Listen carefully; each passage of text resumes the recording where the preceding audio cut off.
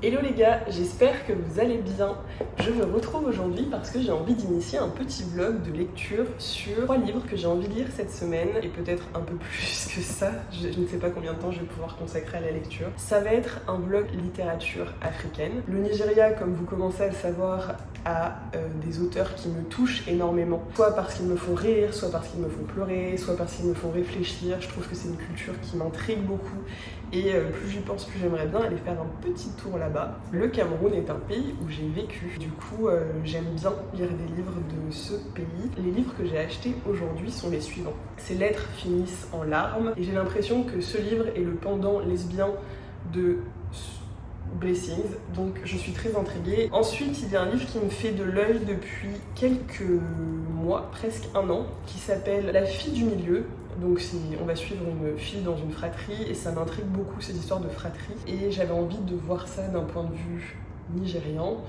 Je trouve la couverture très sympa. C'est une maison d'édition que j'aime beaucoup qui s'appelle Malsobé, qui est la maison d'édition nigériane en train de monter, qui pour une fois a une direction artistique que j'apprécie, qui a des textes qui sont absolument génialissimes. C'est des Nigérians en même temps, voilà. Je ne sais pas de quoi ça parle, mais j'avais lu le résumé à un moment et ça m'avait intriguée. Je ne l'avais pas pris à l'époque, mais là j'ai craqué car c'était la dernière copie en librairie et je ne voulais pas passer à côté. Et ensuite, le livre pour lequel j'étais en librairie en espérant qu'ils aient une couverture qui me plaise, c'est un commentaire social sur la beauté en Afrique et les opérations de chirurgie qu'on va pouvoir subir pour convenir et réussir à trouver un mari, à faire carrière, etc. Le titre me fait beaucoup rire, c'est Only Big Bum Bum Matters Tomorrow, donc seulement les grosses fesses compteront demain, de Damilare Coucou. Je vais commencer cette petite merveille. À plus tard.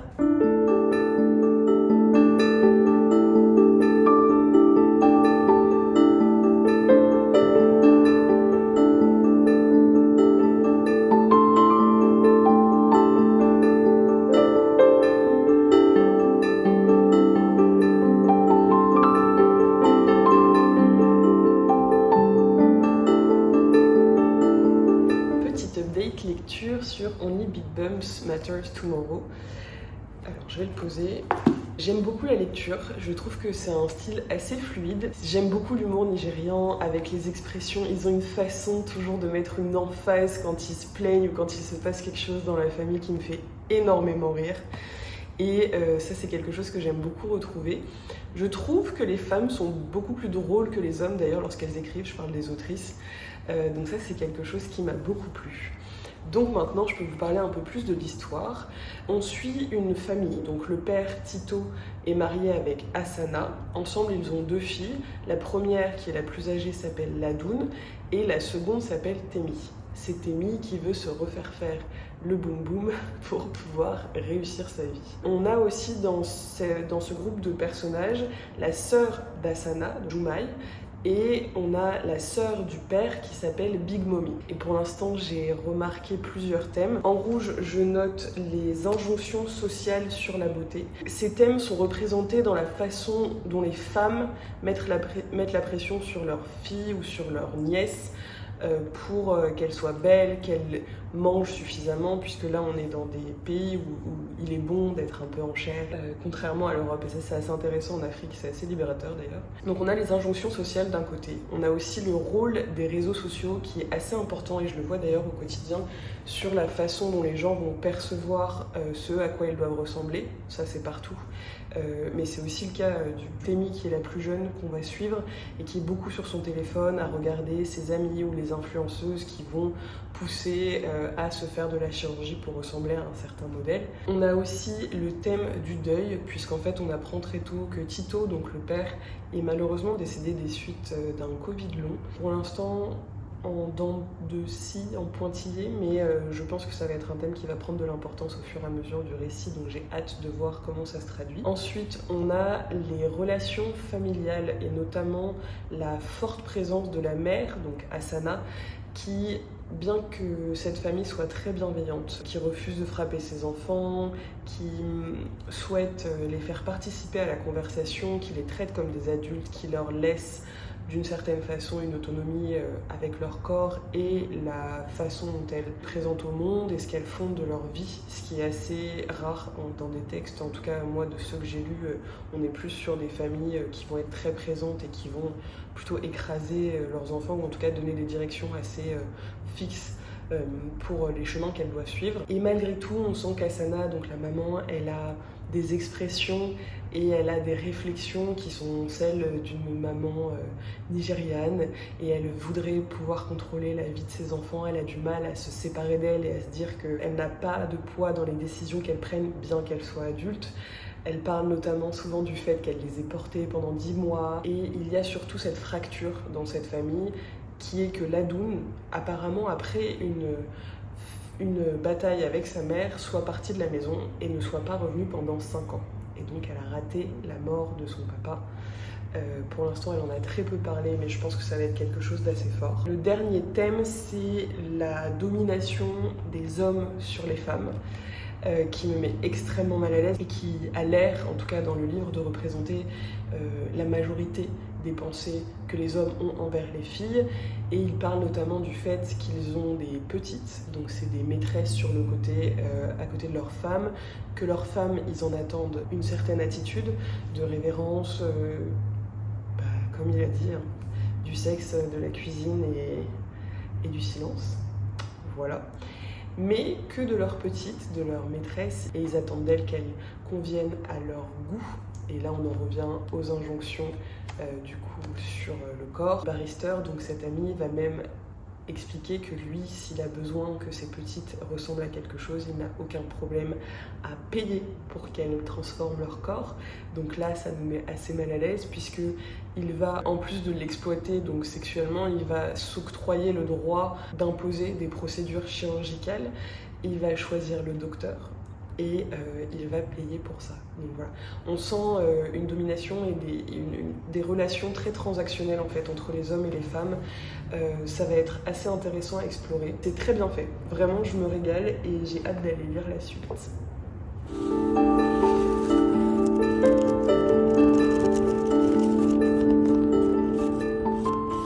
Il faut que je vous fasse une update sur la lecture que je suis en train de faire, donc sur les grosses fesses. On a cessé de rire, voilà, l'humour n'est plus présent avec nous dans la salle, et là, avant d'aller me coucher, j'ai fini un chapitre qui était assez lourd sur Ladoun, qui commence à poser les pierres pour expliquer pourquoi elle s'est battue avec sa mère. On commence à voir aussi la dynamique entre les deux sœurs, donc Ladoun et Temi, qui est assez touchante. En fait, on voit une grande sœur qui cherche à protéger sa petite, et petite sœur, hein, pas les petites comme on expliquait un petit peu avant, et une petite sœur qui est pleine d'énergie, qui a un gros caractère mais qui a du mal à se protéger et qui n'arrive pas à comprendre ce que son corps peut appeler vis-à-vis des hommes qui sont présentés dans ce livre.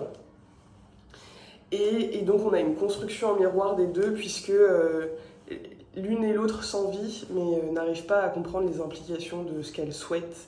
Encore une fois, je parle toujours des Pussycat Dolls, mais vraiment, attention à ce que tu souhaites, parce que tu pourrais l'avoir, et en fait, c'est un peu...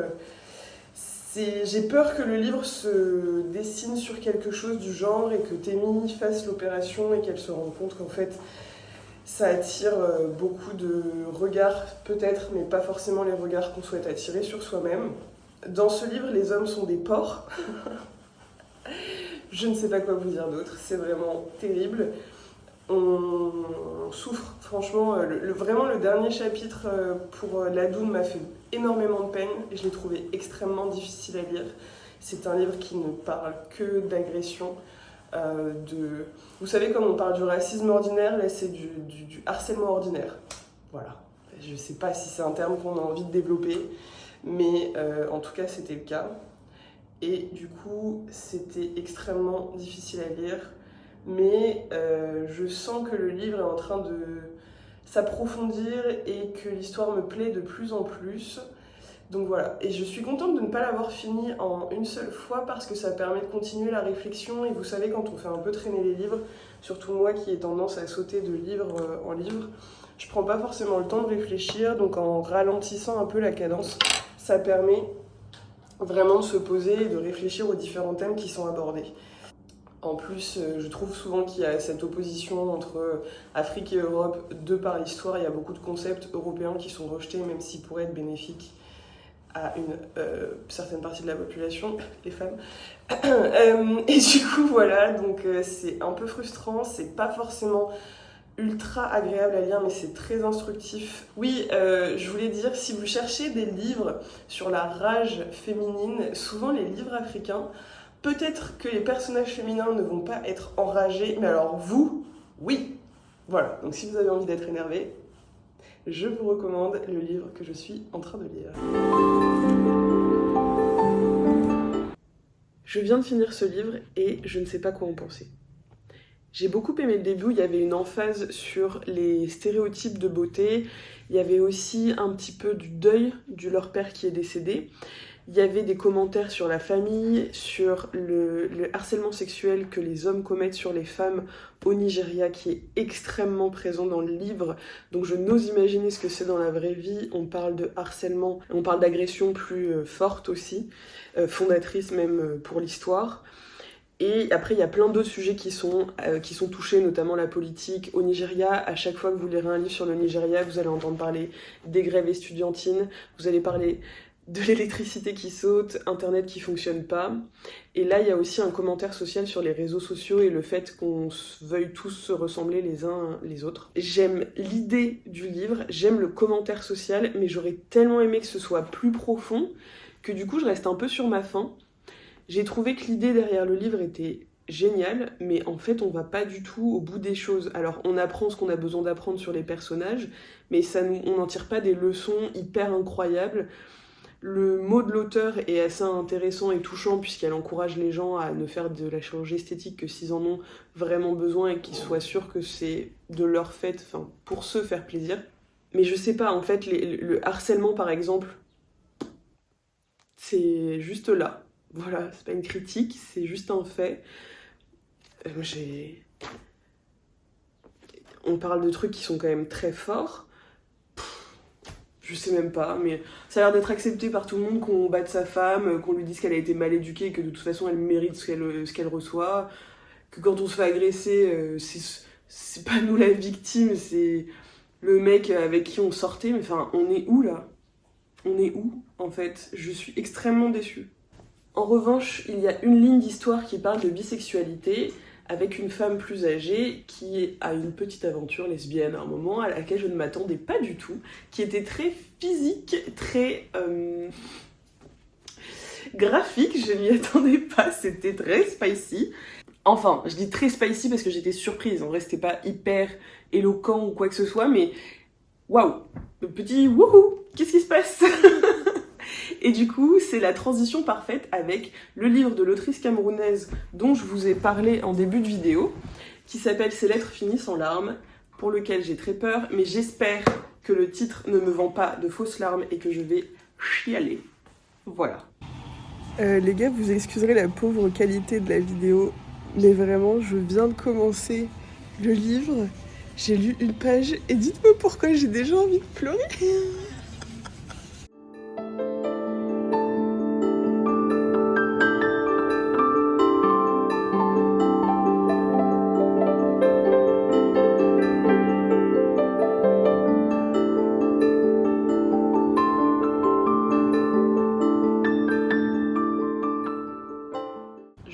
Pour vous parler de Ces lettres finissent en larmes.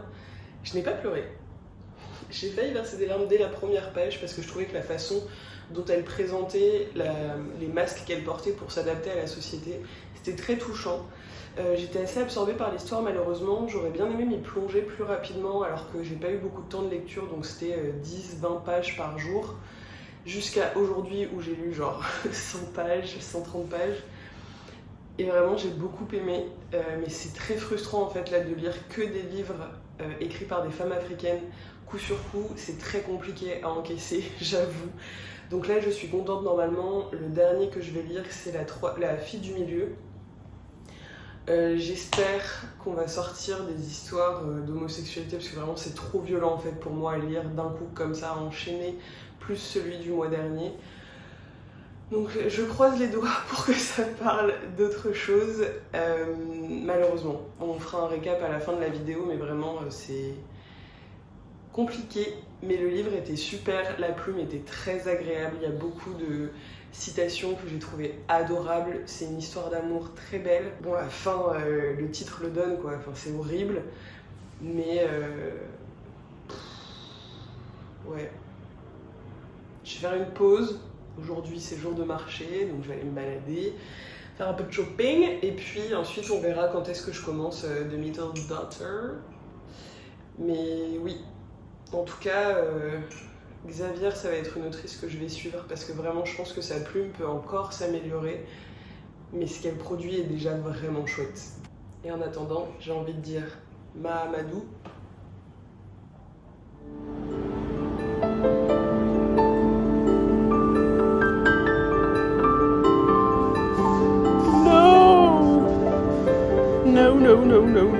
No. Alors, je ne sais pas pourquoi, mais quand un Camerounais arrive dans une histoire nigériane, ça me sent pas bon du tout. Bon, j'avais un peu peur que le livre soit encore sur une histoire triste. Et ben, j'avais raison, vous avez vu la phrase d'introduction, je vous la relis. J'ai peur de l'homme qui est mon mari. Voilà. En tout cas, pour l'instant, j'aime beaucoup la plume. C'est le 4e livre de l'autrice qui s'appelle Chika Onegwe. Donc c'est une Nigériane. On est sur l'histoire de Nani qui a malheureusement perdu sa sœur et très peu de temps après son père. Et à partir de là, toute la famille va exploser. Il ne reste qu'elle et sa petite sœur ainsi que leur mère. Et la famille va exploser, j'ai l'impression. Donc là, on est en train de suivre un peu tout ce qui se passe, le présent, le passé. Il y a beaucoup de sauts dans le temps. Ça se lit très bien, c'est très agréable, j'ai extrêmement peur, et après je pense qu'on va faire une petite pause sur les livres nigérians et Centrafrique parce que vraiment, I'm tired, I need some peace.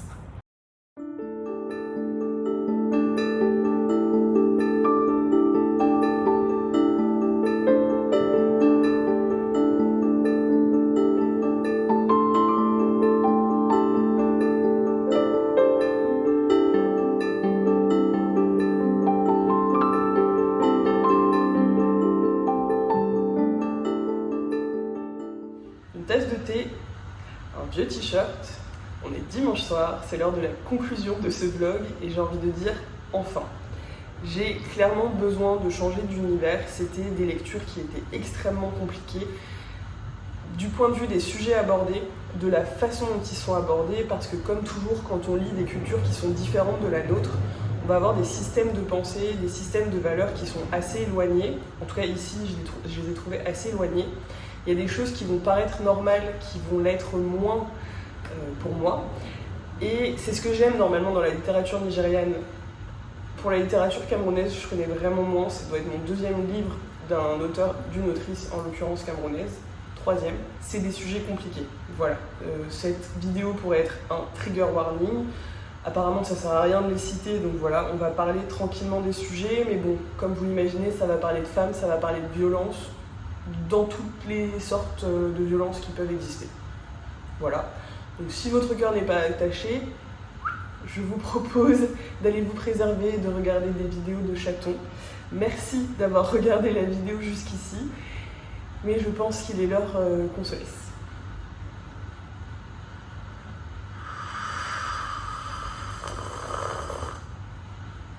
C'est bon? Ok. Alors, le premier livre, c'est donc Seulement les grosses fesses compteront demain, qui est un commentaire social sur la chirurgie esthétique au Nigeria. C'est un sujet que je ne connaissais pas du tout, et d'ailleurs le sujet de la beauté, je suis contente de l'avoir abordé en Afrique parce que, en habitant sur le continent, on voit qu'il y a des normes de beauté qui sont bien différentes, que ce soit au niveau du poids, des poils, de la taille, du visage, etc., qui sont vraiment très différentes de ce que l'on peut trouver en France, a fortiori en Europe et dans le monde.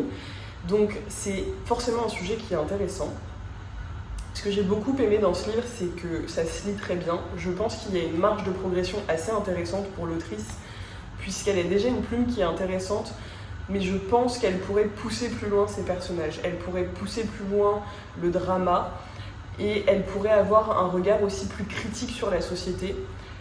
Pas pour lui dire ce qu'elle a à faire, mais parce que je pense que là, il y a vraiment matière à rentrer plus en détail sur pourquoi est-ce qu'on croit ce qu'on croit, pourquoi est-ce que c'est comme ça au Nigeria, notamment, donc je vous le disais un peu plus tôt dans le vlog, la quantité d'agressions de harcèlement et d'agressions qui sont reportées dans ce livre est absolument effarante, mais ça n'est jamais questionné.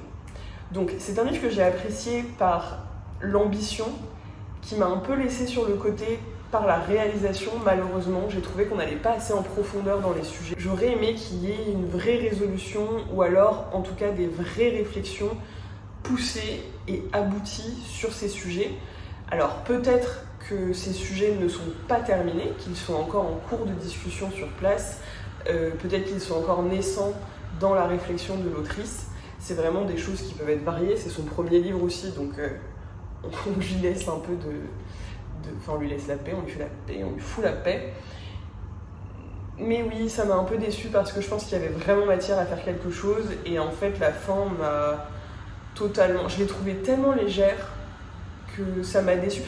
Ok, je sais. En fait, je m'attendais à une comédie qui, sous l'aspect de la comédie, traite un sujet important qui est celui de la beauté et de comment on se présente au monde et des choix qu'on fait pour soi-même sur son corps. J'ai adoré le lancement, l'histoire, je me suis dit on va parler du chagrin, on va parler du deuil, on va parler de la beauté, on va parler de la chirurgie esthétique, on va parler des agressions. Et on a arrêté de rigoler, donc on va rentrer dans quelque chose de plus sérieux. Et donc oui, on rentre dans quelque chose de plus sérieux, mais on ne finit pas les sujets. Donc j'ai beaucoup l'impression d'avoir eu des débuts et pas de fin. Voilà. Donc on connaît au moins l'histoire des personnages, on sait pourquoi ils ont agi comme ils ont agi, mais il n'y a pas de vraie résolution. Donc ça m'a un peu laissé sur le côté, malheureusement. Je ne sais pas comment vous parler de ce livre. Ça a été vraiment une très belle lecture pour moi. Je vais le poser. Donc on parle du Cameroun anglophone, qui est une région très particulière puisqu'il y a là-bas des séparatistes qui souhaitent diviser le Cameroun en deux, le côté francophone et le côté anglophone. Dans ce livre, on voit qu'on a une ambiance déjà un peu glauque de la guerre, on a des tueries, on a des coups de feu, on a des massacres, on a une pression policière et militaire assez importante. Mais on sent aussi que les personnages ils sont totalement habitués. D'ailleurs, il y a une phrase dans laquelle elle écrit que quand on est confronté à tellement de violence, on s'habitue à l'horreur. Et ça se voit dans le livre parce qu'en fait, nous on va lire des scènes qui nous paraissent pas du tout normales, comme je vais au travail et j'entends qu'il y a une tuerie et je me cache dans les buissons. Voilà, et en fait, eux, on voit que c'est normal et en fait, la vie reprend et ils continuent leur truc. Dans ce livre, on va parler du lesbianisme qui est vu comme un péché dans un Cameroun très croyant. Que ce soit du côté musulman ou du côté chrétien, il est extrêmement mal vu d'être lesbienne et d'être homosexuelle en général. Il est même écrit à un moment qu'il est pire d'être lesbien que l'état de guerre dans lequel on est immergé et oppressé au quotidien. C'est vous dire. On va suggérer que le lesbianisme est quelque chose qu'on peut guérir, et de ce fait, on va suggérer des façons de le guérir, avec lesquelles je ne suis pas du tout en accord. D'abord parce que ça ne se guérit pas, hein. On est lesbienne, on est homo, c'est comme ça. Mais ce texte est très beau parce qu'en fait ce sont des lettres d'amour adressées à une personne qu'on a aimée, que l'on a considérée comme étant notre personne, et cette personne a disparu. Et c'est ça le prémisse du livre, et franchement je ne peux pas en dire beaucoup plus sur le déroulement de l'histoire parce que ce serait spoilé. Mais ce que je peux vous dire, c'est que la fin m'a retourné le ventre. Je m'y attendais, mais je n'avais pas envie. Je n'avais pas du tout envie que ce soit cette fin. Mais j'ai trouvé que le texte, dans la description du Cameroun anglophone, dans la description des petites choses de la vie, du quotidien, de ce qui fait qu'on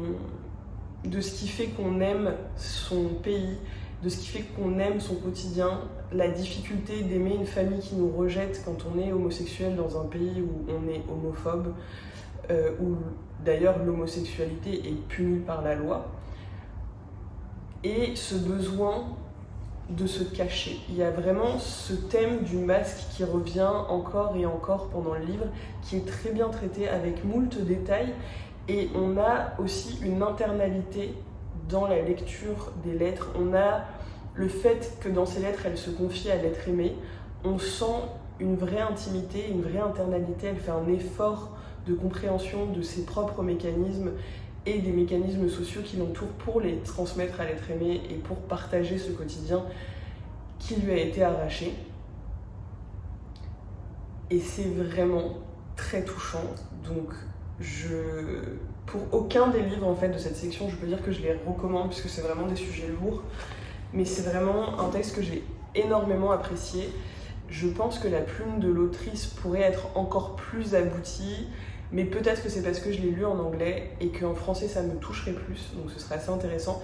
Mais comme c'est une anglophone camerounienne, ça me tenait vraiment à cœur de le lire en anglais. Donc ça a été un texte que j'ai trouvé très fort, très puissant, nécessaire et bien réalisé. Vraiment, ça n'a pas été un énorme coup de cœur, mais ça a été un bon coup de cœur dans le sens où, même s'il y a certains sujets que j'aurais aimé avoir plus détaillés, je pense que ça aurait été difficile avec l'arc de développement de l'histoire. C'était pas le centre non plus de l'histoire, mais ça réveille des questionnements. Et puis, tout le reste est bien traité, on a un début, on a une fin, c'est bien amené, tout est fignolé, la plume est belle, ça se lit très bien. Enfin, c'est vraiment, pour le coup, je le recommande encore une fois. C'est violent, il y a des discours qui sont difficiles, donc ça n'est pas à mettre entre toutes les mains, c'est à lire quand on est dans le bon état d'esprit. Mais c'est vraiment un très beau livre et c'est son premier livre. Donc franchement, bravo madame. Les 2 livres que je viens de vous présenter finissent de façon plutôt triste, hein, on ne va pas se mentir. Du coup, j'avais envie de quelque chose d'un peu plus léger. Je n'avais jamais lu de résumé et que cette couverture appelle à la douceur, à l'amour, forcément, je me suis dit que celui-ci serait plus léger. J'avais tort. Est-ce qu'on est étonné? Non. Comme je le disais, les livres africains, en général, sont plutôt lourds. En tout cas, moi, ceux que j'ai eu l'occasion de lire, je les ai trouvés quand même denses. Il n'y a pas de filtre. Ce que j'apprécie, au demeurant, je pense qu'on est peut-être un peu trop entré dans une période de polissage des sujets abordés. Là, on y va. Il n'y a pas de blabla. On est à fond, on y va, on traite les sujets. Les sujets violents, les sujets intimes. Et là, celui-ci m'a retourné. Alors, je l'ai dévoré. Je pense que j'ai quasiment tout lu en un jour. Que vous dire? Donc, on est dans une famille de 5. 3 filles, 2 parents. La plus grande des filles va mourir. Le père va mourir très peu de temps après. Et la fille du milieu, Nani, va se retrouver dans une histoire absolument horrible, dans une espèce de huis clos oppressant, où on a envie d'aller péter cette porte, de tuer le gars et de la faire sortir de cet enfer. C'est une histoire de violence domestique. Je n'ai jamais lu un livre comme ça, avec autant de détails, mais sans rentrer dans une espèce d'observation malsaine. J'ai trouvé que la façon dont c'était présenté, c'était pas doux, parce que c'est dur à lire, mais c'était respectueux de notre personnage, c'est-à-dire que comme elle va raconter son récit à un moment, on va avoir des bouts d'histoire qui nous sont donnés. Donc en fait, on a le temps, après la scène très forte du début, on va avoir le temps de comprendre ce qui se passe, et au fur et à mesure, Nani va se confier à nous. Et dans cette confession, si on peut dire, on va avoir le support de cette sœur décédée qui apparaît dans le livre et d'ailleurs qui m'a fait penser à Wandering Soul de Cécile Pin, dans la construction du récit où on a une âme de la famille qui vient supporter le récit et nous apporter un peu de profondeur, qui vient crier cette haine et cette horreur que nous, en tant que lecteurs, on ressent et qu'on aurait aimé exprimer à Nani, mais qui va apparaître ici sous la forme d'Udoni, qui est vraiment une bulle de respiration, parce qu'elle hurle, parce qu'elle crie, parce qu'elle dit ce qui aurait dû être fait, ce qui aurait dû être dit depuis le début. Je vais rester volontairement vague, parce que ce livre, il faut juste le découvrir. Bon, déjà, il faut que je vous le dise, ça finit bien, si on peut dire. En tout cas, ça finit. Et j'avais besoin de pouvoir respirer à la fin, parce que comme je vous le disais, donc on a un huis clos, et c'est très oppressant pendant les 4/5 du livre, on est enfermé avec elle, c'est horrible, il y a aussi une pression religieuse, Il est très bien expliqué la façon dont son mari va rentrer dans sa tête, comment il va la manipuler, comment il va lui faire croire qu'elle est horrible, comment il va avoir un impact tellement horrible sur sa vie, comment il va lui imposer des décisions qu'elle n'a pas du tout envie de prendre, comment elle va se laisser tomber en ruine et qu'on va devoir après la ramasser à la petite cuillère. C'est vraiment très dur. Mais on est obligé de finir ce livre parce que vraiment il faut sortir, il faut ouvrir cette porte, il faut aller marcher, il faut se prendre le soleil dans la figure, il faut fuir, il faut fuir, il faut fuir, il faut fuir. Et j'ai trouvé que ce livre était tellement important parce que la façon dont c'était présenté, c'était presque aussi quelque chose qui pourrait arriver à n'importe qui, dans n'importe quelle classe sociale, dans n'importe quelle ethnie, parce qu'à un moment on a une fragilité qui est le deuil ici et qu'il y a des gens qui vont en profiter. Je pense que c'est un livre qui est universel, qui aborde un sujet qui est extrêmement important, qui est extrêmement lourd. Ce que je reprocherais quand même, c'est que malgré l'espoir, parce qu'on est dans un contexte nigérian où la corruption existe, l'espoir vient aussi du fait que Nani vient d'une famille bourgeoise qui a de l'argent et qui va pouvoir vraiment l'aider. C'est pas le cas de tout le monde, donc ça m'a un peu dérangée. Pas parce que le livre est mal construit, mais juste parce que l'espoir n'est pas permis à tout le monde, en tout cas dans ce livre. Ça m'a rendu triste, mais j'ai vraiment adoré ce livre. J'ai vraiment adoré ce livre. Et c'était aussi un livre comme dans celui-ci, où la figure du père est un père respectueux, est un père qui veut que ses enfants aillent à l'école, que ses filles soient éduquées, qu'elles aient accès au meilleur. Et ça, c'est vraiment très très important d'avoir aussi dans ces livres, même si la majorité des hommes qui sont présentés sont des porcs, ces hommes n'aiment pas les femmes. On peut dire ce qu'on veut, ils n'aiment pas les femmes, ils ne sont pas en train de les éduquer, ils ne sont pas en train de les respecter. C'est horrible, horrible, horrible. Mais on a des lueurs, on a Tito, on a Doda, qui viennent et qui nous permettent d'avoir des bouffées de respiration. Et c'est hyper important, c'est vraiment hyper important, ça donne un peu d'espoir. Un peu. J'ai adoré cet accès à l'intimité. Là, vraiment,